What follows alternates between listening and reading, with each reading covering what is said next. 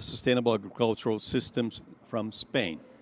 So I welcome all our panelists, and I think this is a very interesting theme, and I would like to call first for the words of Mr. Joaquim Ordeig Vila from DG SANTE, European Commission. Welcome, Mr. Vila. You have the floor. Thank you very much. And I will go on, whether you can see it or not, because it's late and we have to see. Anyway, thank you. Thank you very much. Good afternoon, Sao Paulo. Good evening from Brussels. And thank you to the Global Agribusiness Forum for the invitation and for the opportunity you give us to provide the European Union's views on sustainability of the food systems. Yes, myself, you have already introduced me. I'm Joaquim Ordeig Vila from the European Commission, and I will do the presentation together with my colleague Cyrille Laplacette, also from the European Commission, but from DG AGRI. So we are representing the two services which are dealing very deeply with the implementation of the Farm to Fork strategy. So Cyrille will intervene later on during the presentation, so we will do a joint presentation. We will talk about the European Green Deal, and more specifically about one of its key initiatives, the EU Farm to Fork strategy. And in this presentation, we will outline a brief overview of the strategy and why it is needed, the goals and targets, and the concrete actions included.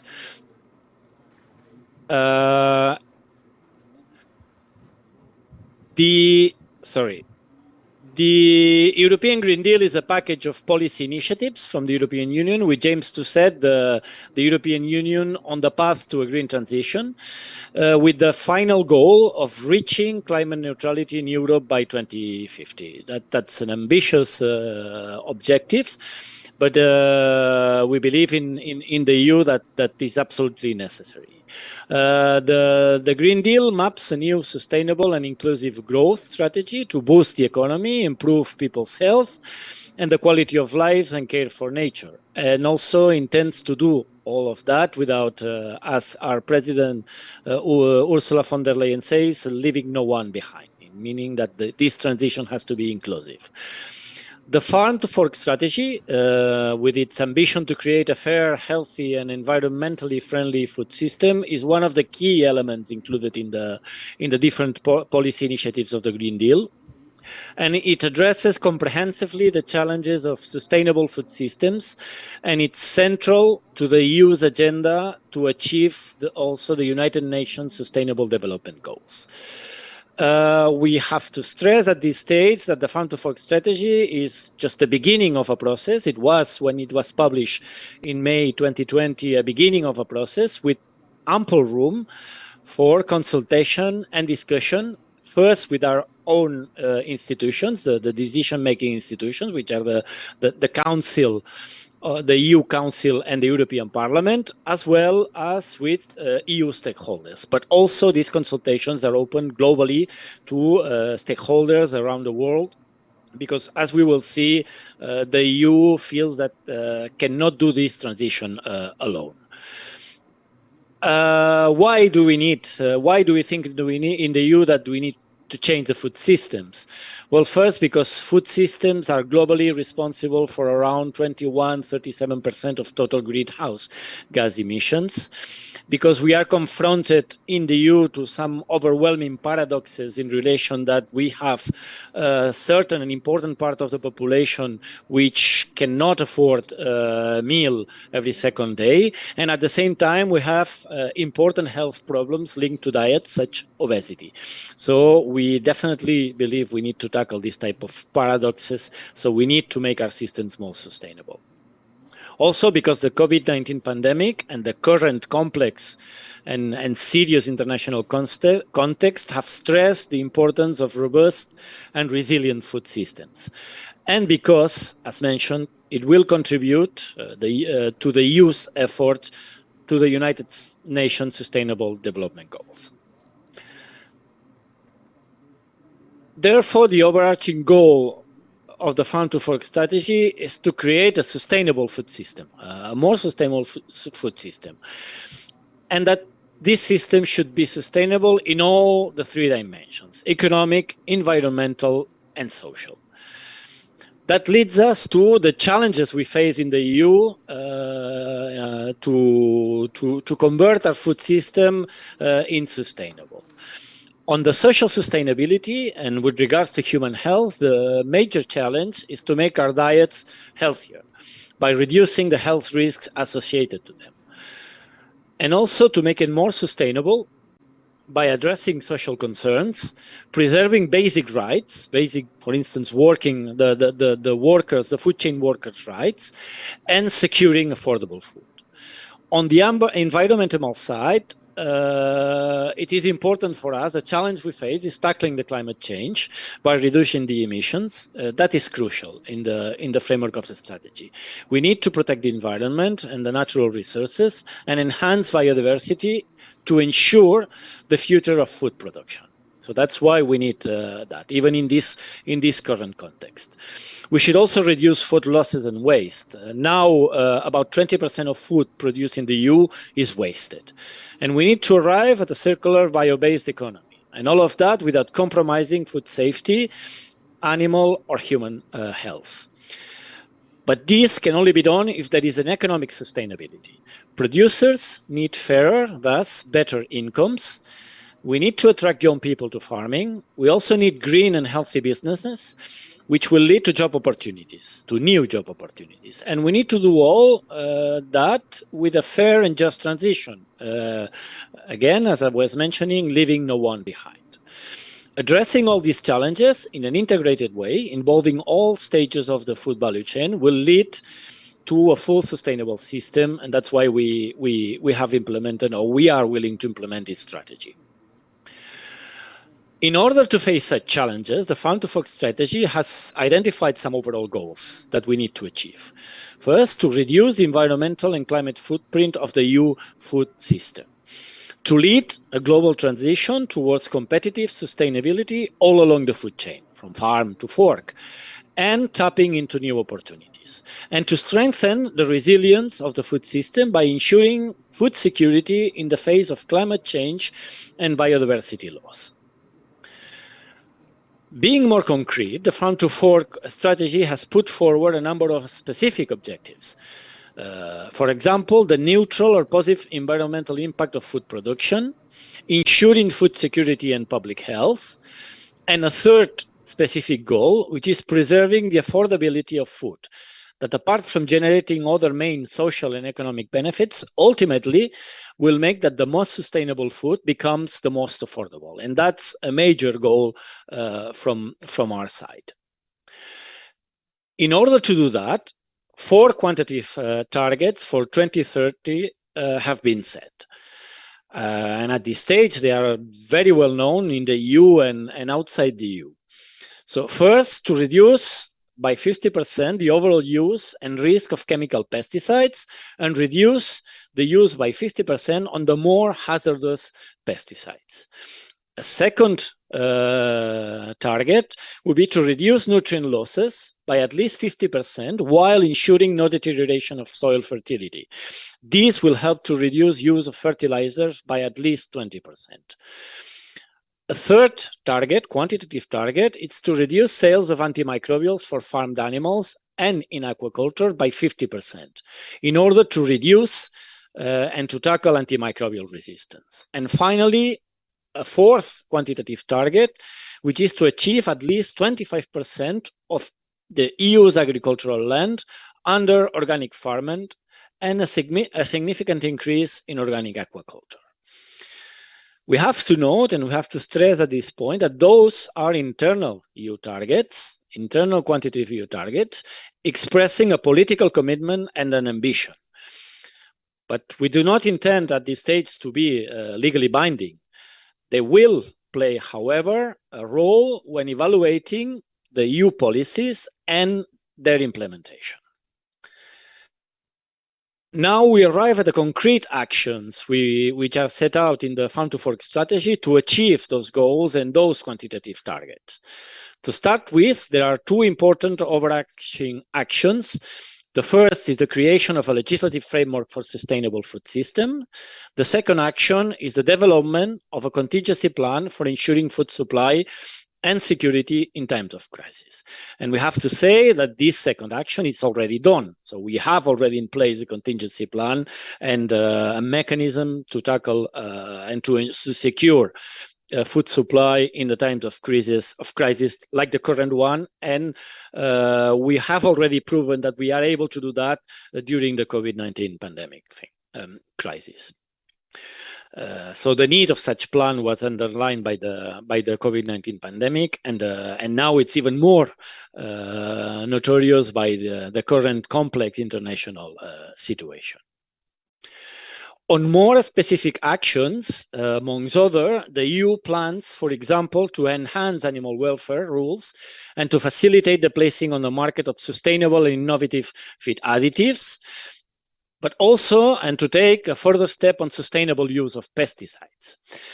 And on other actions which require and involve more food sustainable production at primary sector, I will now pass the floor to my colleague Cyrille, who will develop further on the specific foreseen actions to ensure sustainable food production. So please, Cyrille, the floor is yours, and I would like the organizers to open the mic for Cyrille. Thank you. Okay, thanks a lot, Joaquim. Good afternoon, everybody. First thing about the EU actions to ensure sustainable food production. Well, there is definitely a major role to be played by the new common agricultural policy of the EU in delivering the objectives and targets of the Farm to Fork. This new common agricultural policy contains 9 specific objectives which cover the 3 dimensions of sustainability: economic, environmental, and social, with also 1 cross-cutting objective on knowledge and innovation. The member states of the EU have now submitted their CAP strategic plans, with a national plan, showing how they will contribute through these plans to achieve the general objectives of various EU legislation, from the Green Deal, notably related to the environment, the climate, and energy, and also how they will reach, through these national plans, the specific objectives set out in the Farm to Fork strategy. For instance, the achievement of 25% of organic farming in the EU by 2030. Next slide, please. Yeah, and in addition to those national plan, the Commission has also adopted some plans to complement the actions by the member states. For instance, the Organic Farming Action Plan. This action plan sets action around 3 axes, which are boosting the consumption and maintain consumer trust, increase the production, and improve further the sector sustainability. This plan takes a demand-driven approach, meaning the boosting of consumption will be through additional emphasis on the benefits of organic farming via communication campaigns, and also strengthening the trust of the consumer via strengthening the fight against fraudulent practices. Next slide, please. The stimulation of organic farming is meant to lead by example in the transition to sustainable agriculture. So, organic farming, for instance, as a more efficient use of resources such as water and energy than traditional agriculture. And with the support of research and innovation to further improve this organic farming, for example, by developing animal nutrition in accordance with organic rules. So this means we aim at having organic farming opening the way to the transition to sustainable agriculture. Next slide, please.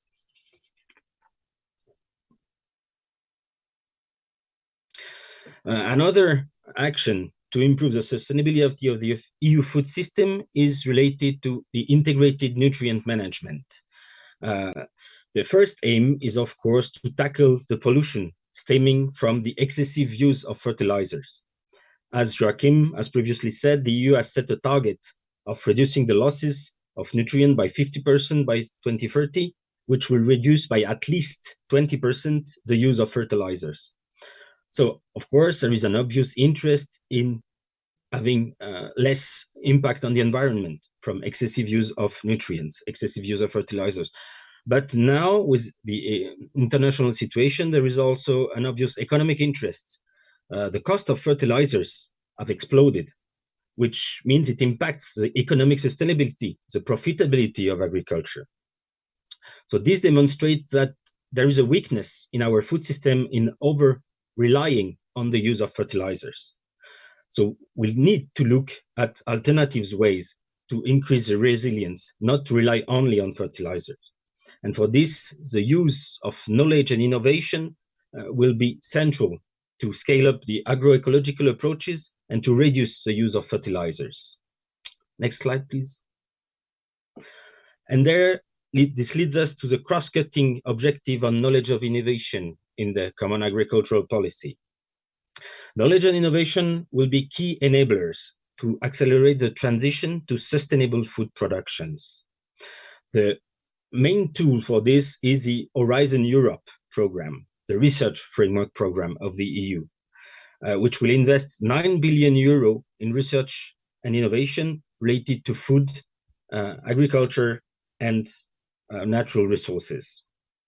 The approach taken is through these European innovation partnerships, which promotes a collaboration between various actors, meaning farmers, researchers, and these collaborations allow us to identify end users' needs, so concrete needs that need to be addressed, and the use of different types of knowledge to create innovative solutions ready to be implemented on the ground. Next slide, please. Another tool, new tool in this Horizon Europe are the missions, which are meant to address major societal challenges via a cross-boundary approach. They are really designed to solve those major challenges, and one of them is the soil mission. This soil mission is very important because soils are essential for life. They provide key ecosystem services like clean water, biodiversity, but they are facing an increasing pressure on a global scale, be it salination, erosion, and so on. And the EU aims to a transition towards healthy soils by 2030 to contribute to support the sustainability of our food system. Next, please. And this soil mission has a strong international dimension, as soil health is a global challenge. These missions aims to scale up the cooperation with international partners, aligning international research on soil carbon stocks, and building linkages between EU and non-EU countries. The Horizon Europe calls are usually, in general, open to the world, meaning that any proposal for research can include international partners under a set of conditions. Next slide, please. Another sector which is also subject of particular attention in the EU and in the Common Agricultural Policy is the livestock sector. It's quite recognized internationally that the livestock sector has a high environmental impact. Livestock is identified as being the main greenhouse gases emission source within agriculture, at least in the EU, and a significant source of air and water pollution. So there are several EU actions which are contributing to increase the sustainability of the livestock sector.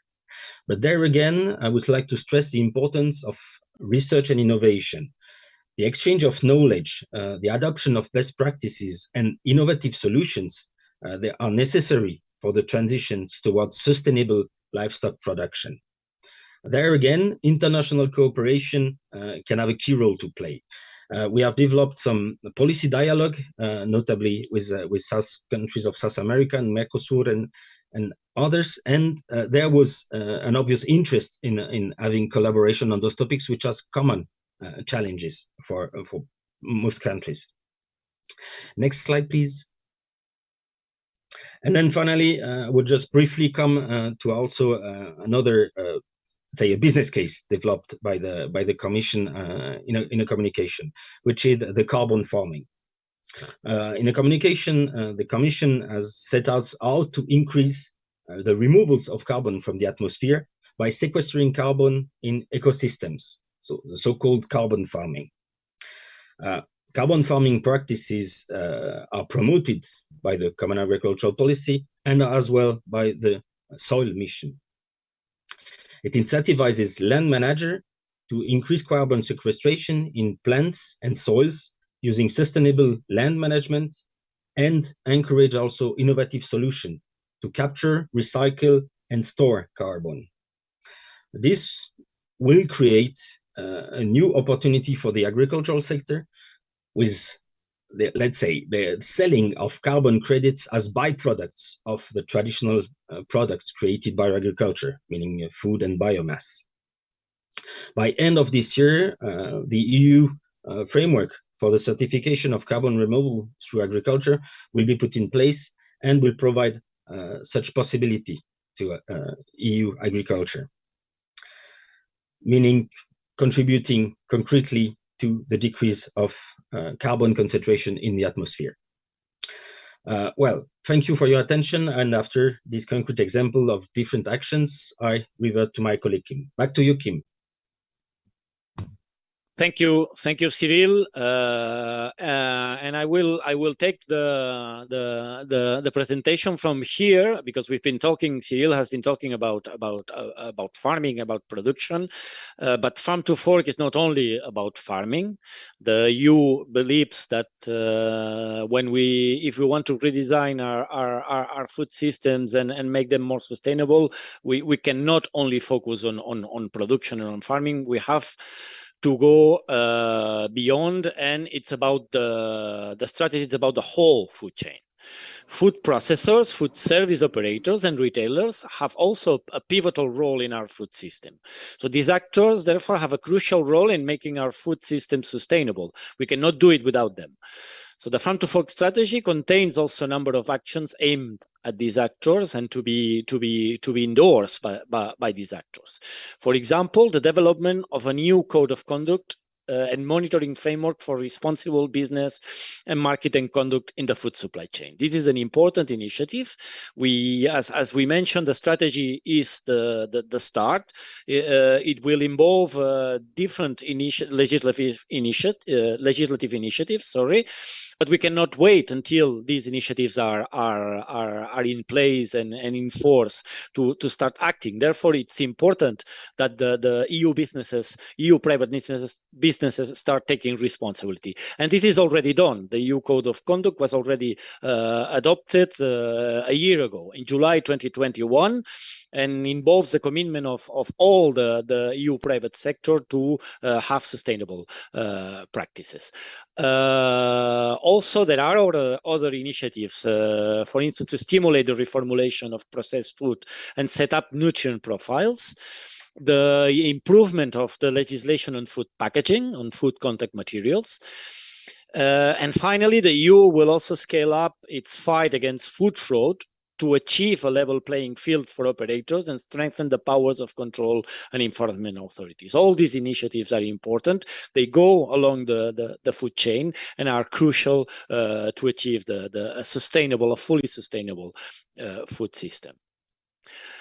And this transition to a sustainable food system will not happen without a shift in people's diets. We are very much aware of that and very conscious of that. And it should be stressed, however, that unhealthy diets are not only an individual issue, a personal choice, but that factors as food prices, food marketing, and the food environment also impacts on consumers' dietary choices. So to make these shifts happen, initiatives are also foreseen in at least 4 areas. The food at offer, including reformulation, as mentioned before already, changes in the food environment, making the healthy and sustainable choice the easy choice, information to the consumer, proper information. The consumer needs to be informed about what he is buying, what he is consuming, and pricing of food. Healthier and sustainable food should become more affordable, should be easier to afford. And the EU also plans actions to reduce food loss and waste, which is also an important issue and problem identified in the EU. And we plan to do that by setting targets to reduce food waste across the EU and revise, for example, the EU rules for date marking. We will keep investigating food losses at the production stage and implementing a new action plan with the help of a new platform on food losses and food waste. The European Green Deal, finally, and wrapping up, it's an opportunity to reconcile our food system with sustainability and to respond positively to Europeans' aspirations for healthy, equitable, and environmentally friendly food. The transition to sustainable food system requires a collective approach involving public authorities at all levels of governance, cities, rural, coastal communities, private sector across the food value chain, non-governmental organizations, social partners, academics, and citizens. So it's a global effort. So we have invited, since the adoption of the strategy and since the publication of the initiative, we have invited all of them to engage in a broad debate to formulate a sensitive, sustainable food policy. So the Farm to Fork strategy is therefore a strategy that will be followed by concrete legislative proposals.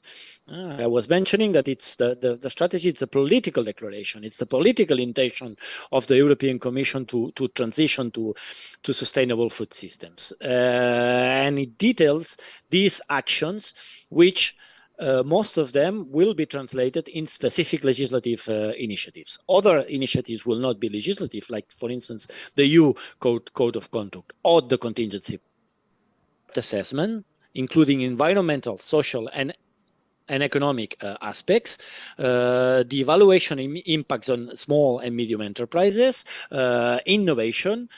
So all these will contribute to making efficient policy choices at minimum costs, in line with the objectives of the Green Deal.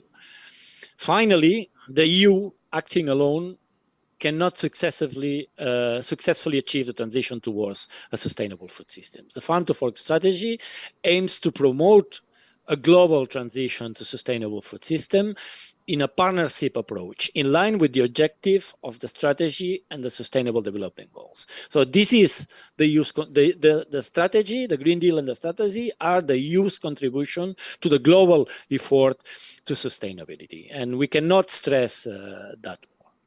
So through trade and international cooperation, bilaterally and multilaterally, the EU is promoting and will promote more sustainable farming practices, reduce deforestation, enhance biodiversity, the adoption of global standards ensuring a high level of protection of human, animal, and plant health, and improve food security and nutrition outcomes. So we will keep working in developing green alliances on sustainable food systems to respond to the distinct challenges that we have expressed, that I have expressed in the EU and the different parts of the world. But we do not want to impose anything, and we cannot stress this more. So this is the EU's view.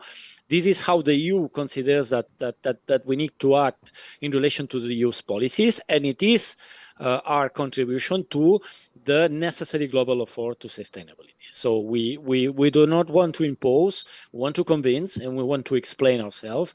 That's why we are participating in this type of forums. And that's it. That's all from our side. So we are happy to have contributed to this panel, and we open to debate and the questions later on. Thank you very much. Misters Vila and Laplacette, for your excellent and detailed explanations. I think the discussions can be left for the end of the panel, when we have heard also the presentations from Mr. Beltrán and Mr. Berbel.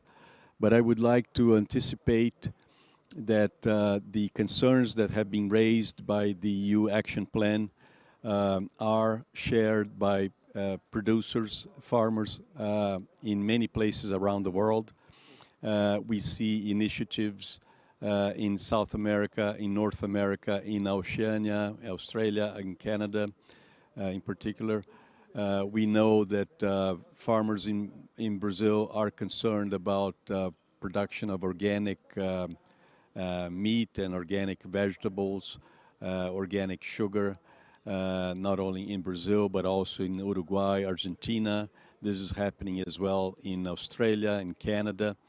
And I think the key to the success of this global initiative will be the proper discussion and the adequate discussion about certification attributes or criteria that establish a common ground in defining what is preservation of biodiversity, preservation of conditions for preservation of land quality, carbon capture in the soil. We know that this is happening already in many parts of the world, many activities, but it's not being adequately measured.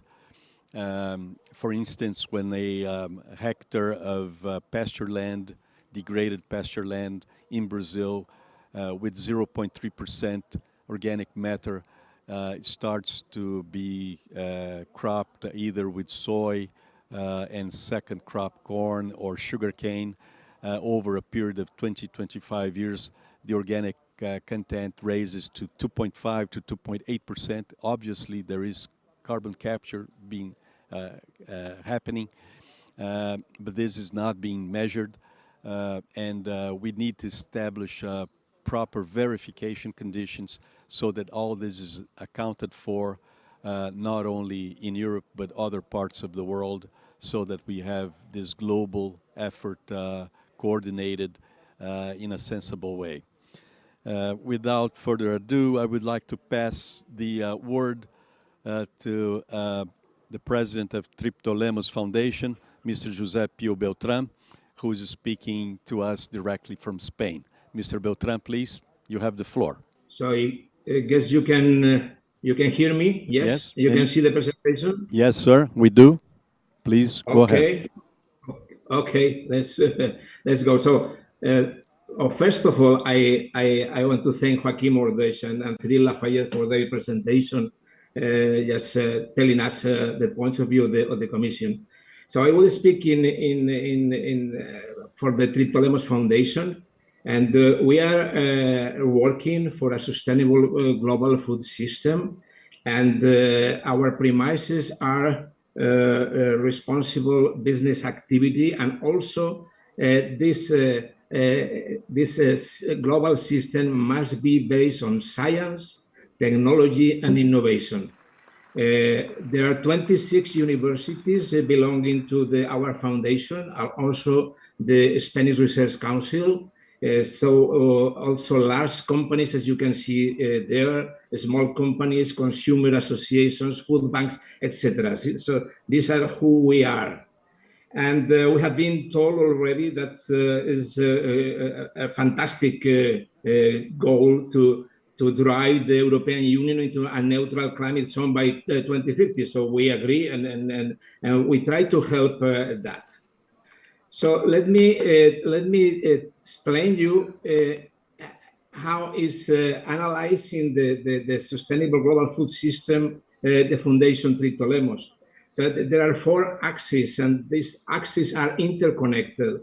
And in the axis of accessibility and disponibility, you have all you need to produce food, and also the context, the conditions. So you need to make it sustainable, the environment, the climate change, the global change, everything is in there. So all you need to produce food, but you just then produce food in a way or another. But then you need another axis is the economy. And for giving this food to the people, you need the international trade, for example. You need the markets, you need the prices, you need benefits, and you need competitivity. So these are also keywords that one has to consider. There is also the attitude of people, what people is expecting from us. So and you have to produce the food people wants, the food people needs. And then you have to consider their diets, their habits. We have already listened to wastage, for example. It's a big problem. And finally, we have politics, legislation, regulation, and food safety. All these axes are interconnected. If you touch in one point, everything is moving. So, for example, we can produce cereals these days in Ukraine, and we cannot move them. So it's exactly the same as we don't produce the grain. We don't produce the cereals because you cannot make the international trade. Or, for example, you should produce a type of food that people want. Do we produce meat? Do we produce another thing? And you have to answer the expectation. And imagine that you have a tool for innovation, a new tool for innovation that allows you to produce more using less resources. If you don't have the proper regulation to use that innovation, the innovation means nothing. So you don't have the innovation. So we are insisting that to analyze this problem, the sustainable global food system, you have to consider all these points at the same time. But we recognize it is difficult. So the Triptolemos Foundation has analyzed the European Green Deal with this vision, and we have done a report by many specialists in 6 chapters. I hope you have the informed, but in any case, so these chapters consider first is European Union self-sufficient in food production. So which are the consequences in agricultural production of the Green Deal? Which will be the role of science and technology? What happened with the legislation and food safety? What happened with the economy, training, and nutrition? And we'll raise one important point here. Are we moving in European Union towards a double feeding system? It's something we have to consider. And also to put the European Union in the international food market, to insist on that. So on the first point, when we consider European Union as a closed system, and we consider how many kilocalories per day we need to feed people, then we conclude that we need 9,210. And when we see how much we are able to produce, we produce 9,704. So currently we have a surplus of 5%. And this is a very good situation. However, our experts are questioning what will happen after the implementation of the Green Deal. Will European agriculture be able to continue supplying enough food in a sustainable way for its entire population after the Green Deal? If you check some of the objectives that has been already told us, and you consider that they're very, very nice, very impressive, and very ambitious, so we want that. However, if you consider, for example, that 50% reduction in the use of pesticides, a reduction in 20% in the use of synthetic fertilizers, a 50% reduction in antimicrobials, all these are things that experts are telling us we should accomplish. An increase in organic farming reaching a share of 25% in 2030. This is 2030 is almost here. It is very soon. So our experts are telling us that some of these aims, being excellent aims, will mean a reduction in productivity of the food systems. And this will be, of course, reduction in productivity, a reduction in production, and we will have problems. We will have to cope with that. I will not discuss this point now because will be Professor Berbel after me, who will be pointing these concrete aspects. Of course, our speakers from the Commission have talked about the importance of science and innovation. We fully agree. But we need for these aims, we need to boost conservation agriculture, precision agriculture, precision plant and animal genetic improvement, including the new genome editing techniques, irrigation, management of irrigation water, management of wastage, bioeconomy, modern carbon markets, new food processing. So this is plenty of things we need and we don't have. And so that means that we are not prepared, and we need innovation. That, of course, we are putting a lot of money on that, but the innovations have to come. And we have to compensate with innovation this potential decrease in agricultural productivity and getting also a better sustainability. That is the aim. And what to say about legislation and food safety? You can imagine that with all these goals, we have to set a lot of complete new rules and legislative initiatives. So in the European Union, we are used very slow time course of regulatory matters that our experts really doubt that this can be accomplished. For example, I mentioned before the genome editing techniques for genetic improvement of plants, for example. So most of the countries all over the world have already decided you can separate what is mutagenesis by CRISPR-Cas from transgenic food. We are still discussing that for years in Europe, and people are already putting in the markets the new stuff. So we cannot have a lot of confidence in this is just an example. We cannot have a lot of confidence in our speed of changing regulations and adapting regulations to this new path. And I said that our experts raised the question with all this movement towards organic food, and they raised an interesting question, an interesting point, and they ask, are we moving towards a double feeding system? What does it mean? So are organic food more nutritious? No way, there is no scientific base for that. However, what we know for sure is that this food is more expensive than traditional food until now. And it is an ethic debate, because we are sending the message to our people: if you don't eat organic food, you don't have a healthy diet. So we should avoid making people to believe that natural food is synonymous of healthy food. This is a big problem. Besides the problems of really going to keep with the production and make production sustainable. So we cannot send this message that it's already running all the way Europe.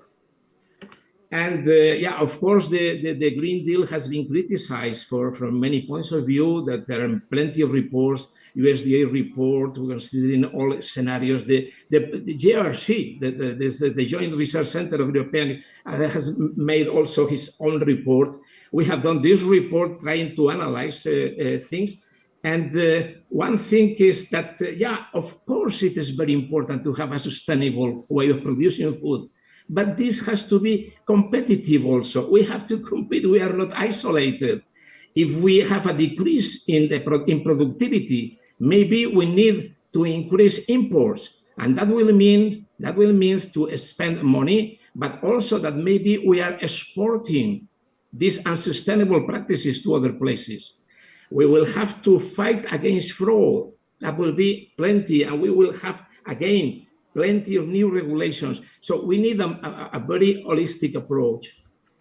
And so the conclusion is the European Union should not act in isolation, and we have to work, as I said at the beginning, in a projection in the 4 axes to achieve sustainable and socially balanced global food system. So in the words of the European Union Agriculture Minister, they already told us new sustainable policies carry the risk of unsustainable imports. And we have to consider that. So my conclusion is not my personal conclusion. The conclusion of our experts is that as time goes, we should keep analyzing the consequence and also the successes of the European Green Deal, that on the other hand has very interesting aims that we should try to get. But our experts are advising us that probably we're going to have plenty of problems combining sustainability with productivity. And many thanks for your attention. Now, Professor Berbel, as I explained, as I said before, they will tell you why the experts think that the European Green Deal will lead to a decrease in productivity. Thank you very much for your attention. Thank you very much, Mr. Beltrán. And I think you have raised very interesting points. This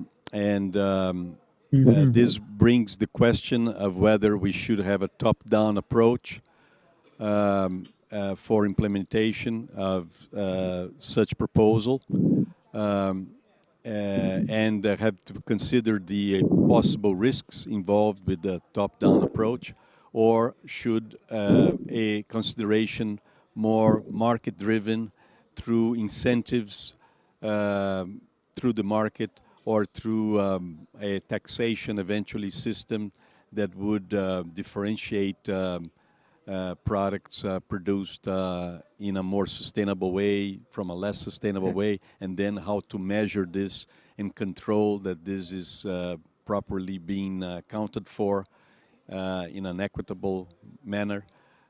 So many interesting questions arising from the study that Triptolemos Foundation has conducted. In fact, we at DATAGRO are very proud to be members of the foundation, so thank you very much. Now we turn to Professor Berbel, who is Professor of Agricultural Policies, Forestry and Rural Policies of Sustainable Agricultural Systems from Spain. Please, Professor Berbel, you have the floor. Just a minute. Okay, thank you. Well, thank you, José Beltrán, for the introduction. I will go to really so wide the topic that it's impossible in 10 slides and 15 minutes to treat it. The first thing, just to summarize what I am going to say is that European Union is very ambitious. I see in the 99% of the society, European people agrees with these very challenges, very important goals. But as we will see, maybe they are not realistic, and maybe they are not adopting the system approach that José was explaining. Yeah, maybe some of you are not familiar with the common agricultural policy, but it has been a success. Europe in the 50s were have problems of feeding the European people, and then established a system of price supports that it was so successful that we have overproduction in the 70s. Then in the 90s, we have to cut prices and address this surplus production. And then we will start from the 2000 on a very deep in rural development and greening of the common agricultural policy that is 20 years long from the reform in the 2000. And as you see, well, maybe you don't see, because now we are really expanding this, what is called in the European names is the eco-conditionality. The idea is that if you want a subsidy, you must make a contract with the society who is subsidizing you, and the contract asks you to respect some conditional ecosystem condition. No? But you see that the goals of the common agricultural policy in this small slide, as you can see, are 10. The knowledge, food and health, rural areas, territorial, young people coming to the CAPs, to the farm. But really, to the farmer, you have only competitiveness and fair income. So the farmer is the critical person in all this history. The farmer that is not happy with this policy, the policy is not going to work. Also, in 2 or 3, in 5 minutes, I will comment the last revolt, farmers' revolt, and it's very related to the thing we are talking about, the nitrogen management in the soil and the nitrogen management in the farming. Is the Dutch reform. Even the police have shot, so it have been very publicitated. This revolt is last 15 days ago, 3 weeks ago. And one of the things that the Dutch farmers are saying is that they feel despised by the rest of the society, that the Dutch people in general think that the farmers are pollutants and low people and people not very clever. So there is also a feeling in this revolt that the farmers feel that they are minus-valuated by the society in general. It's not my opinion, it's the opinion of some of the people who were with the tractors. No? So, but really, when you see some, sorry, it's in Spanish, no? But you see El País is more important Spanish paper, no? And this is just, I mean, one article, no? Cities can feed the planet, no? With this funny terrace in the roof of the house, you can do an orchard and you can feed the whole city. You can find many articles like that, no? Or in French, so there is some maybe what is called the effect Dunning-Kruger. When you have no idea, you are very valiant, no? Very audaz, no? Como se decimos, no? So there is the urban people is coming more and more away from the real farming. They go to the rural areas just for holidays the weekend, no? And then you have this is, I think everybody knows that, no? The last Sri Lanka experiment who went catastrophically wrong, no? So people is really, well, the president has to fight, no? So he finally he's now in Maldivas, no? He go away. 85% of the farmers lose crop. A small farmer lose 50 to 60% of the yield. Obviously, we have less yield, we have higher prices. Rice production fell by 20%, and you know, food are very inelastic usually. If the food go down by 20%, prices don't go down by 20, go down by 50. Well, so depend on it's very specific, product specific, but this case is 50%. Imagine what is the impact in a developing country. Well, the impact is that there is a crisis and there's a new government, no? So the experiment has to be slowly, not so fast, no? There is now a part of our Triptolemos report. You can find here 5 reports. Barreiro Hurley is the commission, is the Joint Research Center. Beckman is the USDA, the Department of Agriculture. Then you have Wageningen, Kiel, and one Italian report. I think the more serious maybe is the Joint Research Center and the USDA. You see how cereals will go down, oilseed will go down, fruit will go down, everything will go down between 15, 20, 50. 50% for me is too much maybe. This will be, price will go up, but still the overall impact with yields going down and prices going up is that the farm income will go down by 16%. Here, the Joint Research Center is very optimistic. I really think it's a very serious work, but I don't agree with an increase in farm income. It's very difficult because the input will be more expensive, you will have a lower yield, and you cannot isolate Europe from the rest of the world. Just fortress Europe. You cannot do that anymore. There will be imports, obviously, to fill the gap that the European farmers are leaving, and so the prices will not compensate the fall in the yield. This is the summary. So well, in the left you have just what the commission said: fertilizer used by 20%, chemical use by 50%, organic agriculture 25%. High diversity landscape. Maybe it's not 10%; it's lower than that. It's not the more important thing. The important thing is that I really think, after reading all these reports, that the average production will decline between 10 and 20%, even 30% for some crops more sensible to this nitrogen and chemical reduction. Sorry, I will now give you some personal thing. I myself, I am organic farmer. So when you hear me, don't think that I am against it. No, I am myself an organic farmer. I have 20 hectares of oranges, 10 years of organic production. And I can tell you that for us, it's very difficult to find nitrogen. Organic nitrogen is not so easy. It's not even the price. It's expensive. But sometimes you cannot find it. You know?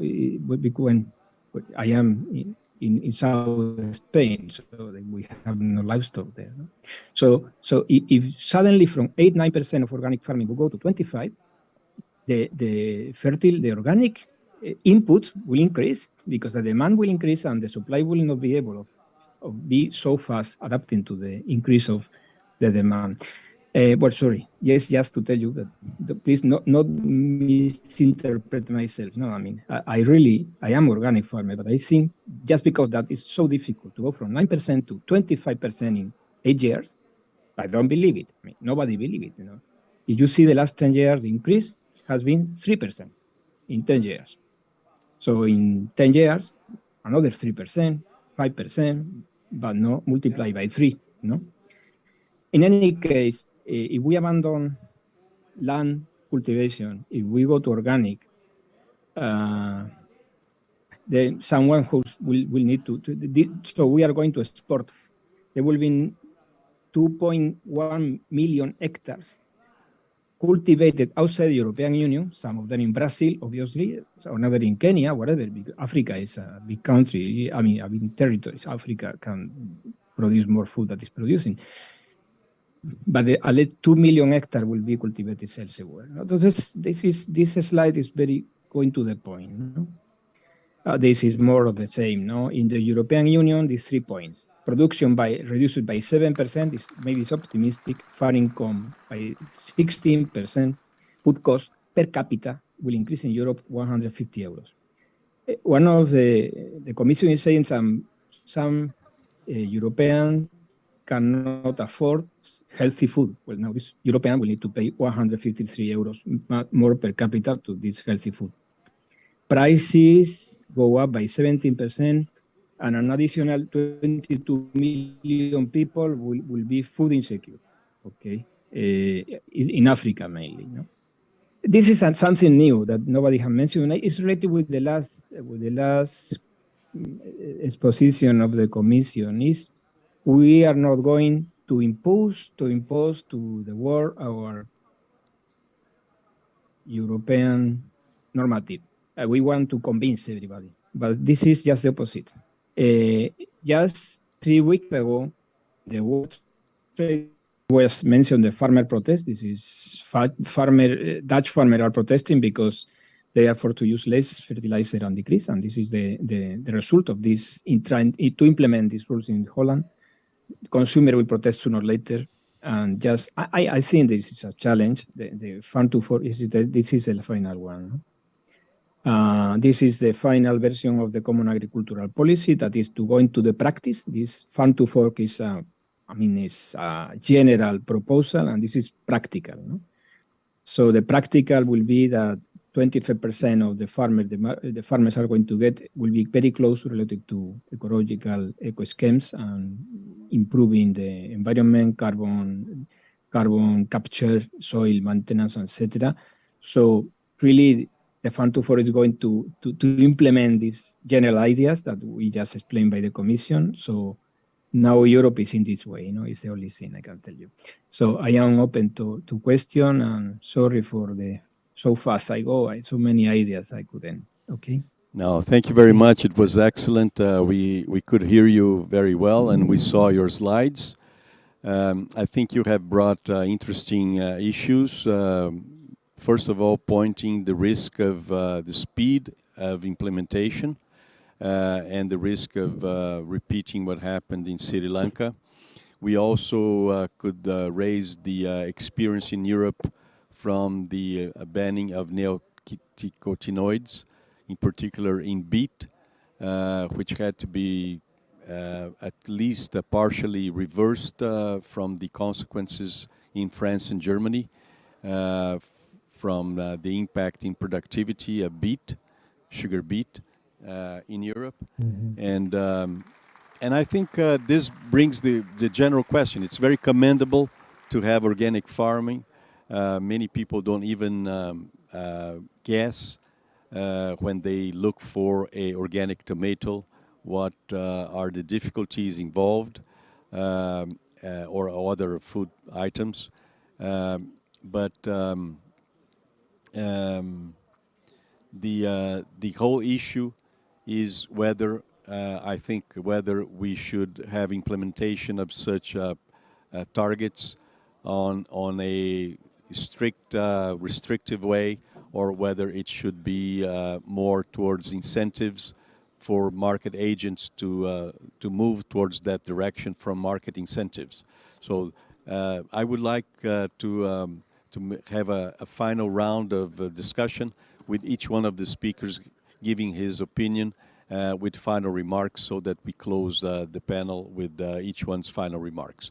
So let's move first for Mr. Vila and Laplacette, and then we move to Mr. Beltrán, and finally Professor Berbel. So please, Mr. Vila and Mr. Laplacette.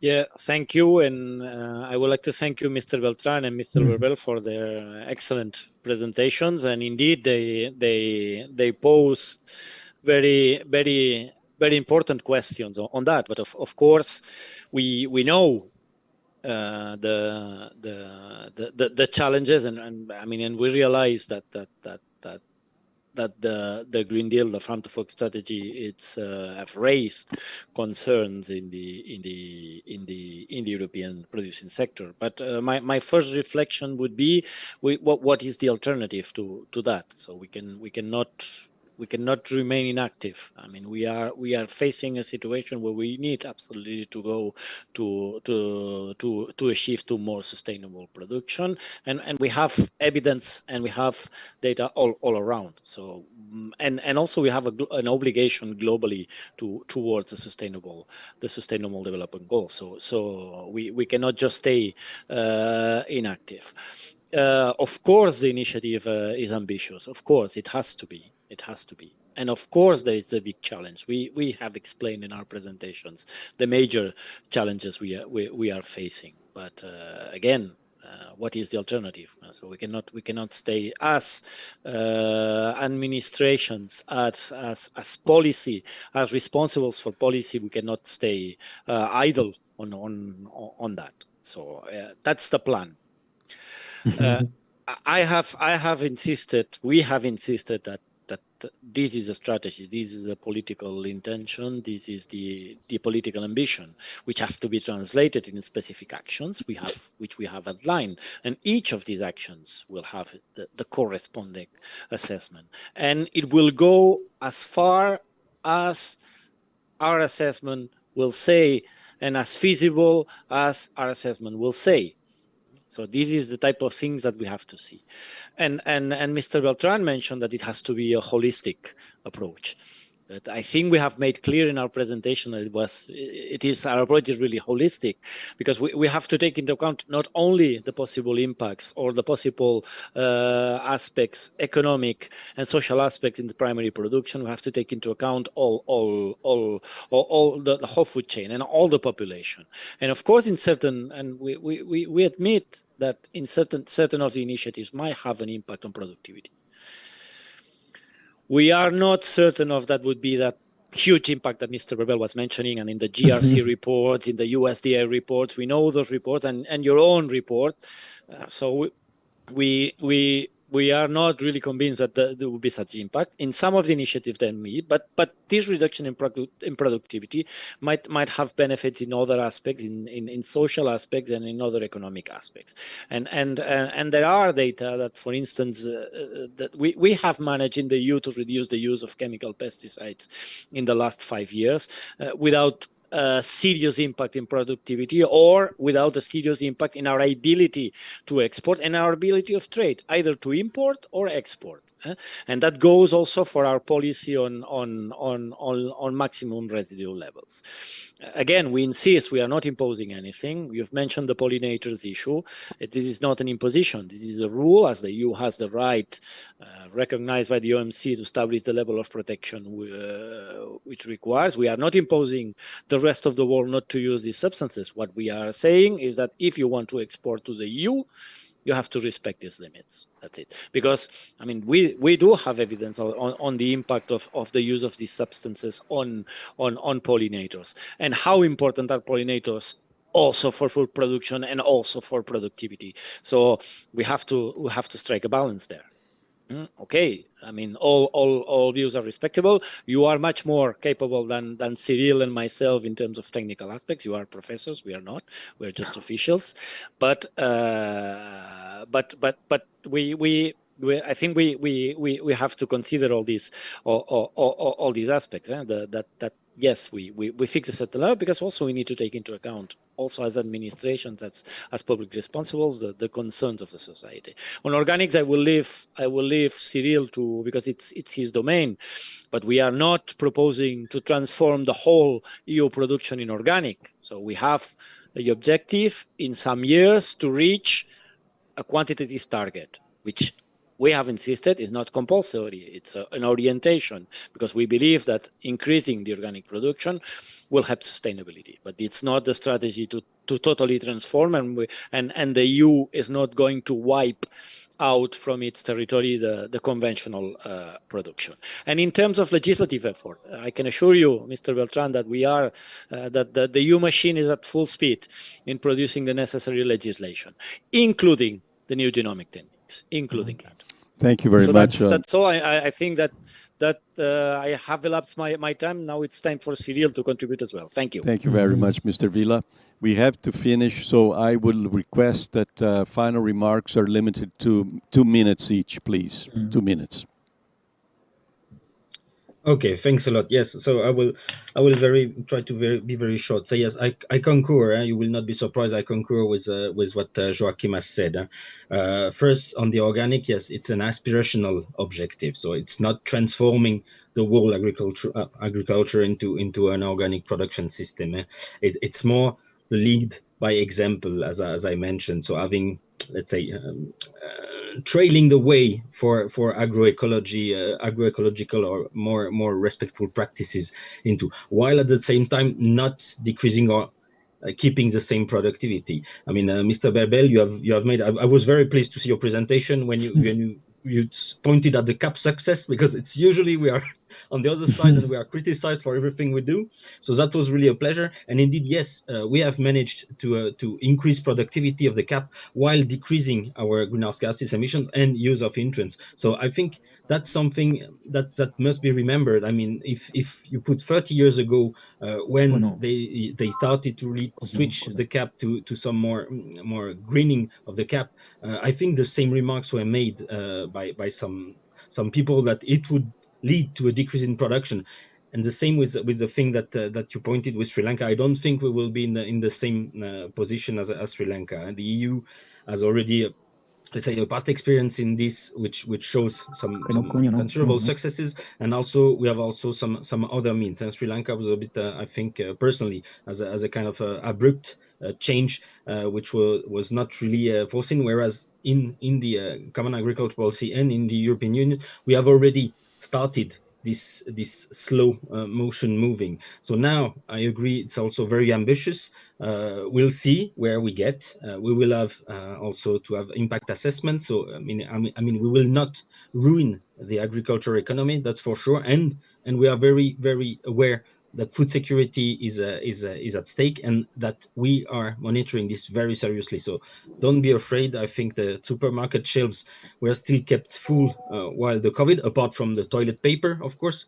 But for the rest, I think we have managed quite well, and we will pass also this. Thank you very much, Mr. Laplacette. Very quickly, Mr. Beltrán, please.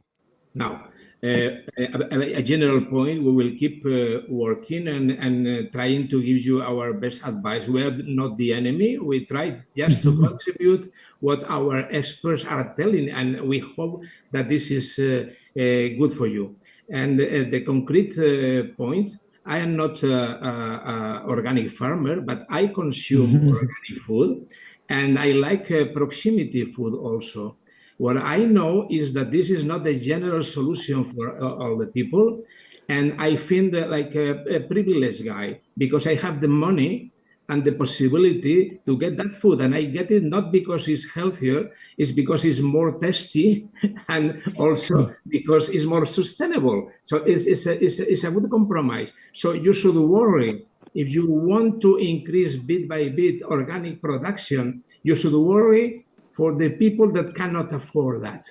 And you should find schemes and ways of making this percentage of food available to everyone, not only to the rich people. And that's the concrete point. Thank you very much, Mr. Beltrán. Your final words, Professor Berbel? Well, I think that some of the goal will not be reached, nothing happened. Instead of 25% of organic, maybe we're 12, 13, 15, that's okay, no problem. But the thing is not that the most difficult thing, the more constraining target probably is the fertilizer. I really worry that there is quite a linear relation between fertilizer and production. Farmers are not crazy, really. They are not crazy. Fertilizer is the most expensive input, and they use, I think, in general, the fertilizer they think they need. No? So it's not so easy to reduce it. What are we doing now? For example, we're doing foliar application, things like that, because we can save nitrogen, but it's more expensive in general. So this is a more constraining thing. And just to finish, 20 years ago, we started in Europe with a lot of biofuel policy, biodiesel, and then we need to stop when we discovered that we were deforesting Indonesia. The only thing is just be very flexible to see what is happening outside Europe. Is the only message I want to say. Thank you very much, Professor Berbel. Everybody had a mistake. Thank you. I think we had an excellent discussion. It's a very bold initiative from the European Commission. The challenges of implementation have been discussed. I request a round of applause from our audience to our speakers. Thank you very much, all of you. You have done a great job. Thank you very much. Thank you all. Thank you. Thank you.